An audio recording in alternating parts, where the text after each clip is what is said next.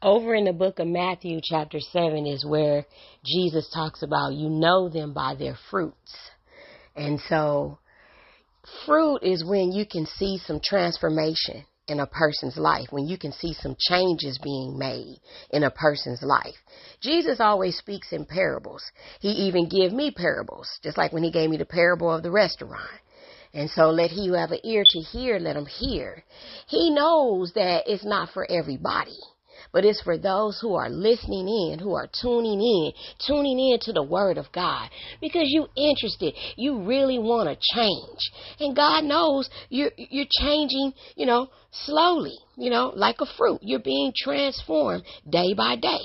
God knows that. God with his son Jesus is going to work with you. But if you fronting and putting on like you just all of a sudden changed overnight and you just, walking in this straight line, well, God bless you, But God knows you ain't fooling nobody but yourself. And so that's the reason why when I tell you guys, lead by humility. Never forget where you come from. Don't forget when it was you. God was very patient with me and still patient with me. We all in a process, you see? And so you can never get to a point where you think you've arrived. When you do that, you in trouble. We've all been there before and got in trouble for it. God will whoop you.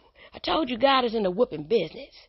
And so when he says you know them by their fruit, all you got to do is look at their life being changed.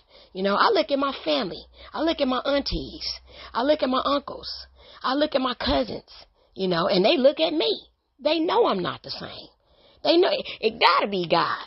It ain't nobody but God that's changing us, because I'm not the only one changing, but we're changing.